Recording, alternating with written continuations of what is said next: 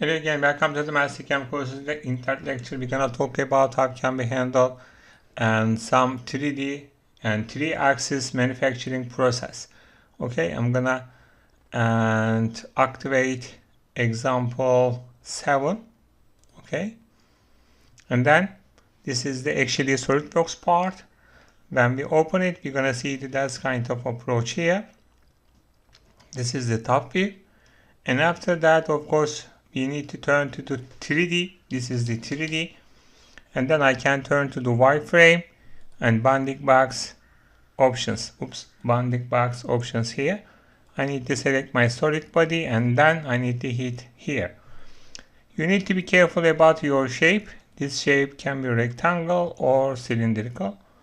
You can also need to select your axis. This is the Z-axis.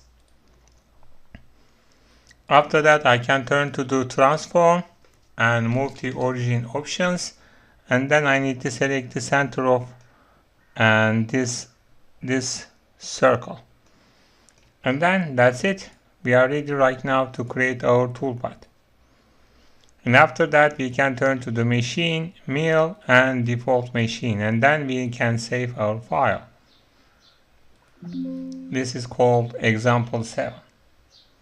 And that's it. We are ready to create our toolpath. Okay, which toolpath we should create right now? Okay, this is the first toolpath, of course. It can be face toolpath and face toolpath. I need to select my chain and hit the OK button. And after that, we can turn to the tool, and then we can use right mouse button here, and then we can hit the create tool options.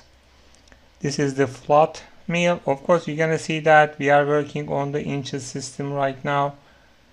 So you can see here, we need to change it, and we can turn to the configuration file and start, and then we can turn to the millimeter, and then we can hit the OK, and then we can also scale our product automatically. So let me analyze it. So this is the actually my diameter. It's a millimeter. Okay, so everything seems fine. After that, this is the millimetric system. Let me save my file again, and then we can also use right mouse button, mill toolpath, and then face toolpath. After that, we can select our chain, and then let me turn to the tool section and create my tool. My tool actually can be 20 millimeter diameter. According to my diameter and feed rate per teeth, my spindle speed and cutting speed is calculated automatically, and then we can also organize our plunge rate. This is going to be my plunge rate, and after that we can turn to the linking parameters.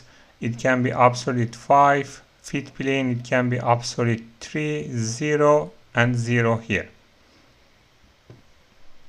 So we can turn to the cut parameters, and then I can easily turn to the dynamic cutting method.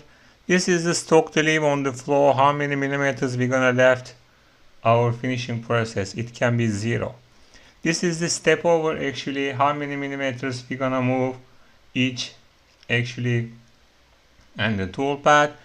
This is calculated and percentage of to my tool diameter. It can be 30% of to my tool diameter. It is equal to 6 millimeter.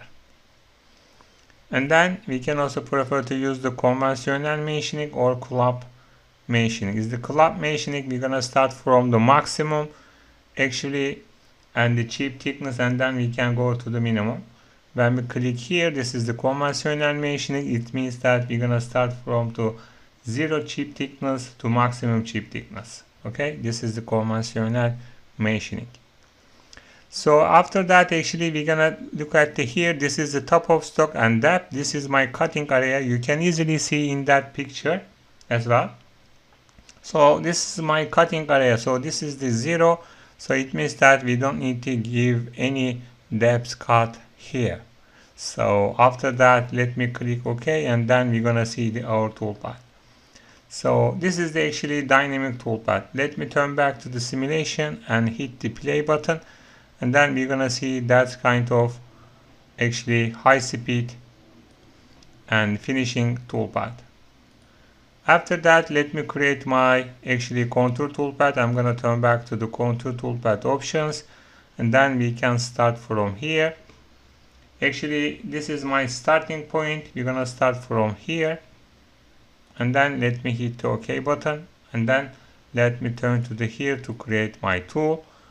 At that point, maybe we should prefer to use the 16mm diameter tool, and then we can organize our feed rate and cutting speed, and all of that stuff can be calculated for my feed rate and my spindle speed, and then that's it.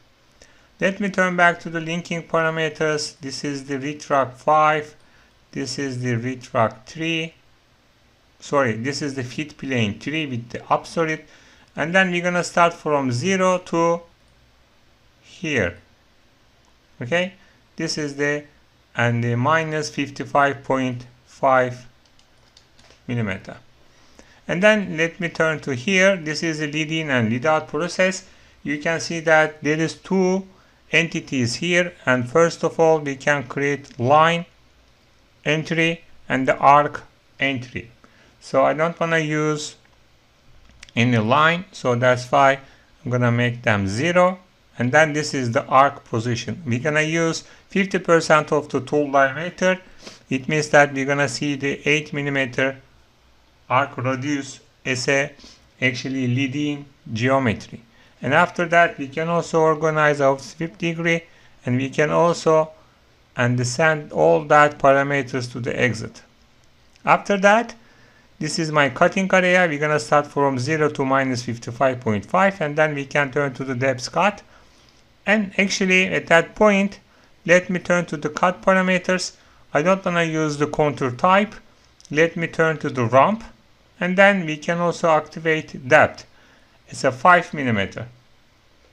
At that point, actually, if you don't want to see any small line movement in your toolpath, you can unselect these properties. This is the actually split and any arc to small line movement. Okay, I don't want to use that stuff.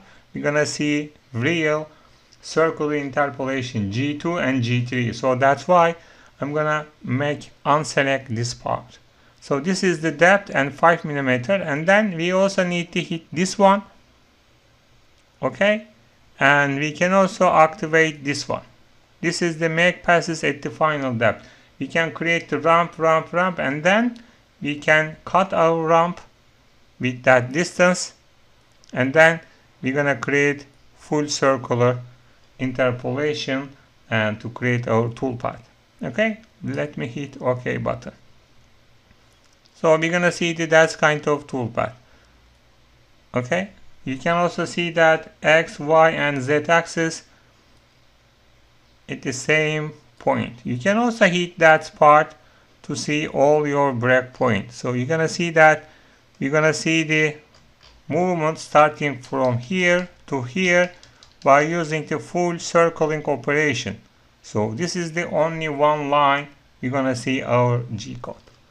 So this is the perfect toolpath actually. Okay, so that's it. This is the actually for 2D operation actually for our cases, and after that we're gonna turn to the 3-axis operation.